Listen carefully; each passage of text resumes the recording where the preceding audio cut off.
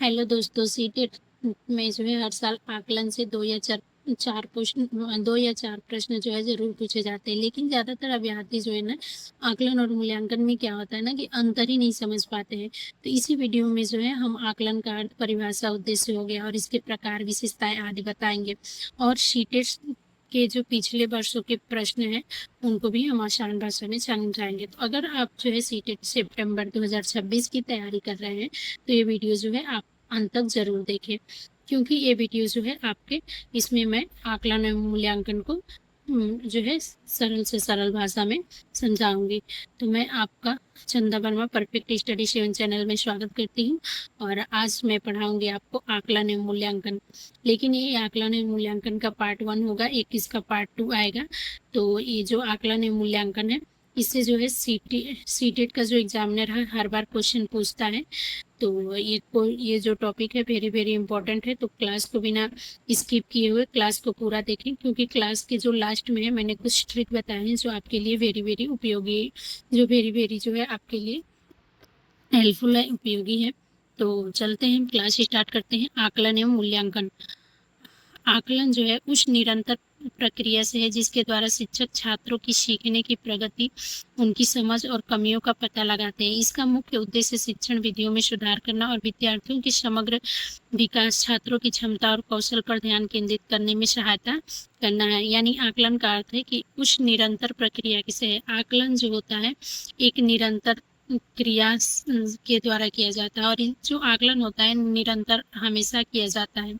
क्योंकि जब छात्र, जो शिक्षक होता है, जब छात्र में बच्चों को छात्र को जो क्लास में पढ़ाता है तो वो छात्र की प्रगति को देखता है कि छात्र कितना सीख रहा है, कितना सीखा है, उसके सीखने की मतलब कितनी समझ है, अनुभव है।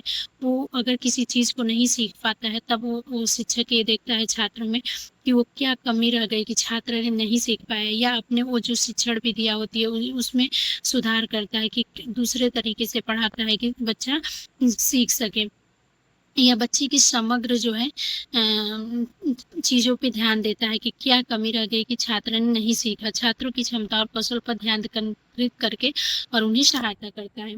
यानी ये है इसका शाब्दिक अर्थ आकलन का, कि आकलन जो है एक निरंतर करने वाली प्रक्रिया है और इसमें जो शिक्षक होता है वो छात्र की प्रगति को ध्यान में रखता है।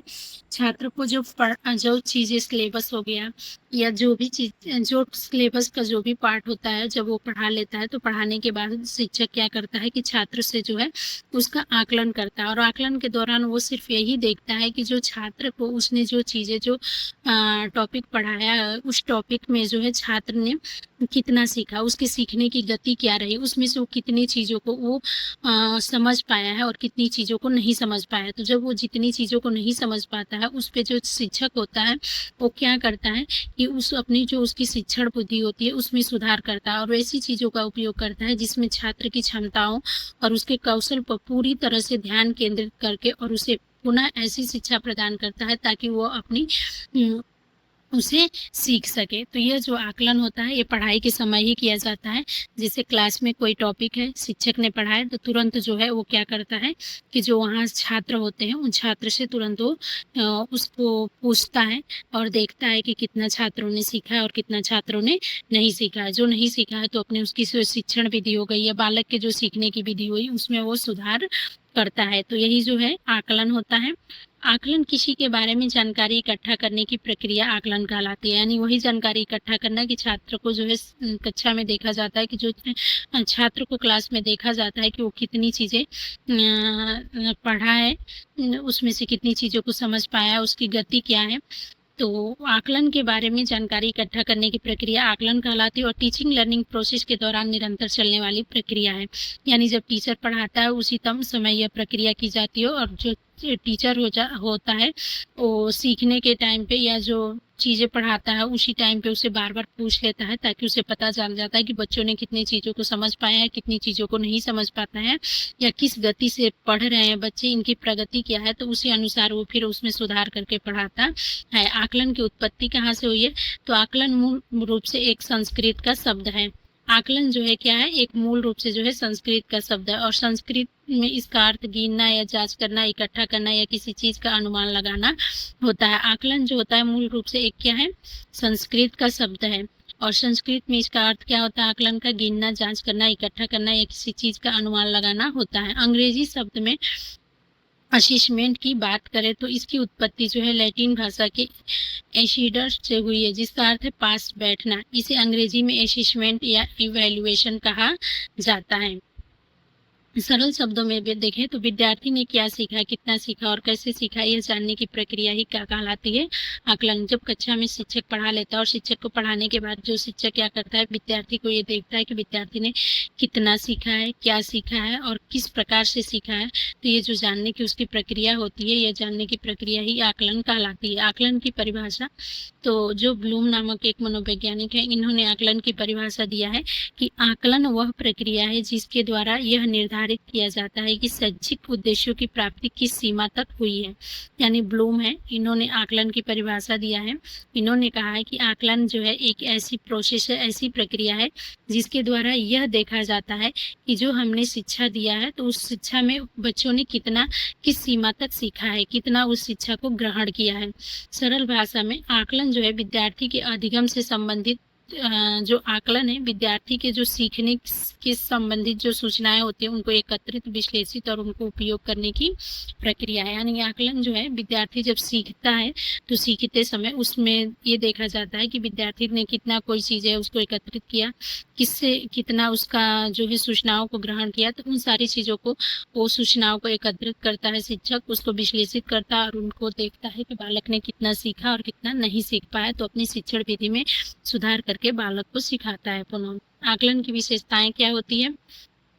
तो सतत प्रक्रिया। आकलन जो होता है यह पूरे शिक्षण काल में लगातार चलता है, यानी जब तक शिक्षक पढ़ाता है तब तक यह लगातार चलता है। जो भी शिक्षक पढ़ाता है पुनः क्या करता है, वो छात्रों से पूछता है, उससे वो पता चल जाता है कि मैंने जो पढ़ाया उसमें से छात्र कितना सीखा था। ये पूरे शिक्षण काल में, यानी जो 30 से 40 मिनट के जो पीरियड होता है क्लास का, तो उस पूरे पीरियड में वो जो है शिक्षण काल में जो है लगातार यह प्रक्रिया चलती रहती है। व्यापक कम जो यह प्रक्रिया है आकलन यह व्यापक होती है। इसमें ज्ञान, कौशल, रुचि, व्यवहार सभी सब बच्चों का आकलन करता है। जब शिक्षक कक्षा में पढ़ाता है, क्लास में पढ़ाता है, तो वहाँ पे ये देखता है कि जो बालक का है उसका पूर्व ज्ञान कितना है, उसका कौशल यानी सीखने की गति क्या है, उसके किस चीज में रुचि है, उसका व्यवहार क्या है, आदि जितने भी पक्ष होते हैं उन सभी पक्षों का जो है आकलन करता है। फिर है विद्यार्थी केंद्रित। प्रत्येक विद्यार्थी की व्यक्तिगत प्रगति पर ध्यान देता है। यानी जो आकलन है इसमें जब शिक्षक पढ़ाता है तो उस आकलन में ये भी देखता है कि किस विद्यार्थी की जो पढ़ने की, लिखने की, उसकी व्यक्तिगत, उसकी पर्सनल गति हर छात्र की कितनी है, उसके अनुसार जो है प्रत्येक छात्र को शिक्षा देता है उस गति से। सुधारात्मक यानी कमियों की पहचान कर सुधार के अवसर प्रदान करता है। यानी आकलन में क्या होता है कि बच्चों की क्लास में ही उसका, बच्चों का जो है कमियों को ध्यान दिया जाता है और ध्यान देकर के उन्हें पहचान कर सुधारने का भी अवसर उसी समय दे दिया जाता है। उद्देश्य आधारित शिक्षण, जो शिक्षण होता है बच्चों का उद्देश्य, शिक्षण उद्देश्यों की प्राप्ति का पता लगाता है। गुणात्मक एवं मात्रात्मक, अंक एवं व्यवहार दोनों का मूल्यांकन करता है। जो आकलन होता है ये बालक को ये भी दिखाता है कि बालक ने कितना अंक प्राप्त किया और साथ साथ उसके व्यवहारों का भी मूल्यांकन करता है। निरंतर प्रतिपुष्टि, शिक्षक और विद्यार्थी दोनों को सीखने की स्थिति की जानकारी देता है। यानी जो आकलन होता है ना, ये हमेशा फीडबैक देता है। छात्र जैसे ही पढ़ाता है तुरंत शिक्षक को शिक्षक जैसे ही पढ़ाते हैं वो छात्र से क्या करते हैं कि तुरंत पूछते हैं, तो दोनों में वार्तालाप होता है, दोनों को एक दूसरे का फीडबैक मिलता है। तो इससे ये जानकारी मिल जाती है कि शिक्षक ने जिस शिक्षण विधि से पढ़ाया हो वो शिक्षण विधि उपयोगी है और छात्रों को समझ में आ गया। अगर नहीं छात्रों को समझ में आ जाता है तो शिक्षक को समझ में आ जाता है कि मैंने जिस शिक्षण विधि से पढ़ाया है यह उपयोगी नहीं है, इससे छात्रों को समझ में नहीं आता, तो दूसरी शिक्षण विधि अपना करके और छात्रों की कमियों में सुधार करता है। निर्णय लेने में सहायक, शिक्षण पद्धति और आगे की योजना बनाने में मदद करता है। यानी जो आकलन है इससे पता चल जाता है कि बच्चों ने कितना सीखा है, बच्चों ने कितना नहीं सीखा है, छात्रों ने कितना सीखा है, कितना नहीं सीखा है। तो इस हिसाब से जो शिक्षक होते हैं उनको पता चल जाता है, उसके अकॉर्डिंग जो है आगे का वो निर्णय ले पाते हैं कि अब ये चैप्टर हमें दोबारा पढ़ाना है कि नहीं पढ़ाना है, या इसे बालक ने कितना ग्रहण किए और बालकों ने कितना ग्रहण नहीं किए, छात्रों ने कितना ग्रहण किया, कितना नहीं ग्रहण किया, क्या उसमें कमियां रह गई है, ये सब निर्णय लेने में उनको जो है और आगे को पढ़ाने के लिए योजना बनाने में उन्हें सहायता मिलता है। जैसे कि वो जिस शिक्षण विधि से पढ़ाते हैं, उसे पता चल जाता है कि ये शिक्षण विधि बच्चों को पढ़ाने के लिए उपयोगी है कि नहीं। अब आकलन के उद्देश्य, हम आकलन क्यों करते हैं, इसका क्या उद्देश्य होता है? तो इससे जो विद्यार्थियों के सीखने की प्रगति का पता लगाना। जब हम आकलन करते हैं, जब कक्षा में शिक्षक पढ़ाते हैं और पढ़ाने के दौरान ही वो क्या करते हैं कि बच्चों से पूछ लेते हैं, क्वेश्चन और आंसर पूछ लेते हैं, तो इससे पता चल जाता है कि हमने जितना पढ़ाया है उसमें से बच्चों ने कितनी सीखा है, बच्चों की सीखने की गति क्या है, हर बच्चे की जो है व्यक्तिगत क्षमता क्या है, उनकी आवश्यकता क्या है, उनकी रुचि क्या है। तो इससे विद्यार्थियों की सीखने की गति का भी पता लगता है आकलन से।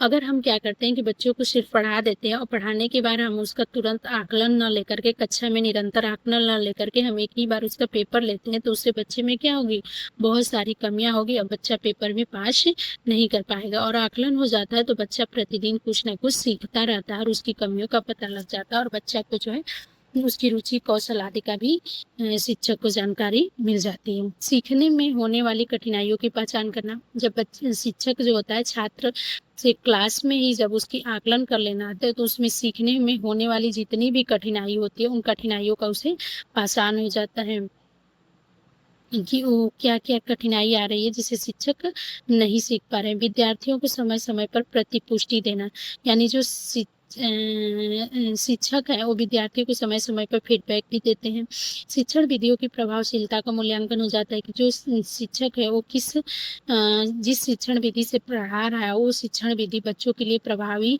है कि नहीं, उससे बच्चे सीख पा रहे हैं कि नहीं, तो शिक्षण विधि का भी एक सही ढंग से मूल्यांकन हो जाता है।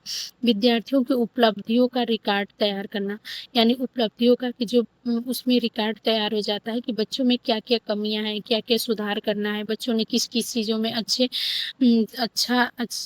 है, प्रगतिशील है, बालक या किस-किस चीज़ों को अच्छे से कर रहा है। तो इसका एक रिकॉर्ड तैयार करके जो होता है विद्यार्थियों के शिक्षक रखता है, ताकि उन्हें जो है आगे पढ़ाने में ज़्यादा दिक्कत ना हो।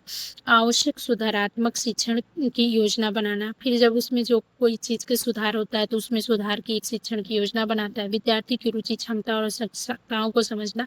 जब आकलन करता है शिक्षक तो अच्छी तरीके से प्रत्येक बालक की रुचि, क्षमता और आवश्यकताओं को समझ जाता है। शिक्षण उद्देश्यों की प्राप्ति की जाँच करना, जो शिक्षण के उद्देश्य उनकी जाँच भी हो जाती है। विद्यार्थियों को प्रेरित करना तथा आत्मविश्वास बढ़ाना। जब विद्यार्थी किसी चीज़ को नहीं बता पाते हैं, तो शिक्षक क्या करते हैं, उन्हें प्रेरित करते हैं कि नहीं, तुम ये चीज़ को सीख जाओगे, अच्छे से सीखोगे, ऐसे मैं बता देता हूँ। उससे उसका आत्मविश्वास बढ़ता है और वो सीखने के लिए प्रेरित होता है। अगली कक्षा स्तर के लिए उचित निर्णय में सहायता करना। शिक्षक का ये भी निर्णय हो जाता है कि बालक अगली कक्षा में जाने के लायक है कि नहीं है, वो इन चीज़ों को समझ पा रहा है, कर पा रहा है कि नहीं, अगली कक्षा में वो जा पाएगा कि नहीं, इन सारी चीज़ों का भी निर्णय आकलन के द्वारा ही हो जाता है। आकलन को मुख्य रूप से जो है 3 भागों में बाँटा गया है। पहला है रचनात्मक या निर्माणात्मक आकलन, इसे कहते हैं फॉर्मेटिव। यह आकलन शिक्षण प्रक्रिया के दौरान किया जाता है। जो रचनात्मक आकलन या निर्माणात्मक आकलन होता है, जिसे फॉर्मेटिव असेसमेंट बोलते हैं, यह आकलन जो होता है शिक्षण प्रक्रिया के दौरान ही किया जाता है। यानी जैसे जब क्लास में टीचर पढ़ाते हैं उसी तरह टाइम जो है पढ़ाते टाइम ही यह आकलन किया जाता है।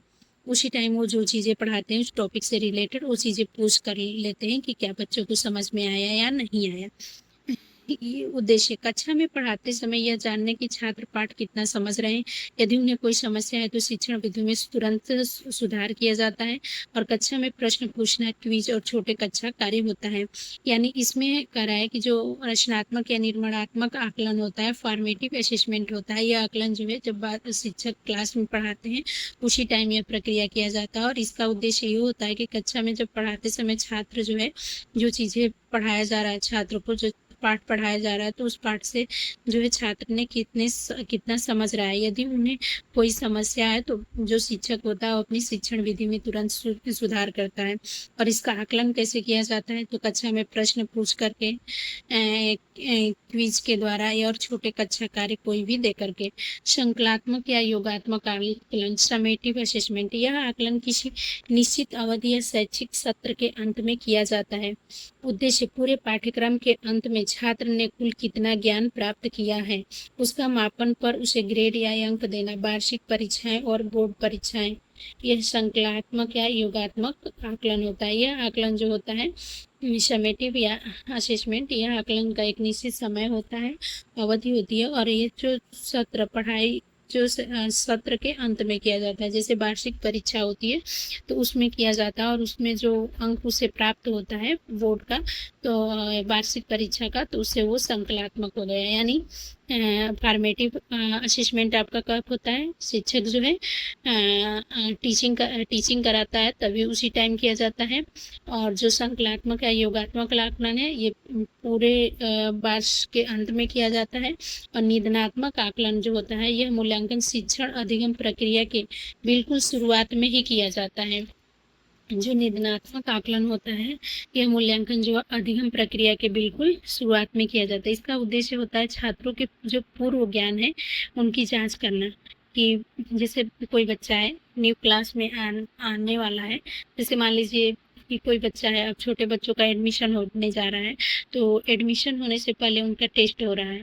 तो टेस्ट होता है ना कि बच्चों ने कितनी जानकारियाँ हैं, उस जिस क्लास में वो जाना है उस क्लास से उसके पास कितने नॉलेज है, क्या अनुभव है, वो उस क्लास को के बुक्स आदि को पढ़ पाएगा, समझ पाएगा कि नहीं। तो जैसे बच्चे को 2 में 2 हो गया, 3 क्लास में एडमिशन कराना है, तो वो किसी भी विद्यालय में जाता है तो उससे पहले उसका टेस्ट लिया जाता है। तो उसी प्रकार निदानात्मक आकलन है, यह मूल्यांकन शिक्षण अधिगम प्रक्रिया के बिल्कुल शुरुआत में किया जाता है। छात्रों के पूर्व ज्ञान की जाँच करना और पता लगाना कि उसके सीखने में क्या परेशानियाँ आ रही है, उसकी कमी क्या है, और छात्रों की कमजोरी को जानकर उनके लिए विशेष सुधारात्मक उपचारात्मक योजना बनाया जाता है। यानी निदानात्मक आकलन वह आकलन होता है जो अधिगम प्रक्रिया के शुरू करने से पहले ही या शुरुआत में ही किया जाता है। इससे छात्रों के पूर्व ज्ञान के बारे में पता लगाया जाता है कि छात्र ने क्या सीखा है और उसे सीखने में क्या क्या परेशानियाँ आ रही हैं, क्या क्या कमियाँ आ रही हैं। तो छात्रों की कमजोरियों को जानकर उसके लिए उसमें विशेष सुधार और उपचार किया जाता है। तो इस क्लास आज की आपको कैसे लगी आप ज़रूर कमेंट बॉक्स में बताना। क्लास अच्छी लगी होगी तो लाइक करिएगा, कमेंट करिएगा और सब्सक्राइब करिएगा, बेल आइकन को ज़रूर दबाइएगा ताकि आपको नोटिफिकेशन मिलता रहे। तो ये था आपका पार्ट 1 आकलन एवं मूल्यांकन का, और नेक्स्ट पार्ट 2 आज ही आएगा। तो पार्ट 2 के लिए आप तैयार रहिएगा और इसमें इस चीज़ों को अच्छे से पढ़ लीजिएगा क्योंकि वेरी वेरी इंपॉर्टेंट टॉपिक है। आपका सीटेट के अतिरिक्त अन्य परीक्षाओं में भी पूछा जाता है। तो मिलते हैं नेक्स्ट क्लास में। आज के क्लास को यहीं रहने देते हैं, यहीं तक, और मिलते हैं नेक्स्ट क्लास में। नेक्स्ट क्लास में हम पढ़ेंगे मूल्यांकन और आकलन और मूल्यांकन में जो है अंतर और कुछ ट्रिक्स। तो आप सभी को थैंक यू, धन्यवाद। जय हिंद, जय भारत। मिलते हैं नेक्स्ट क्लास में।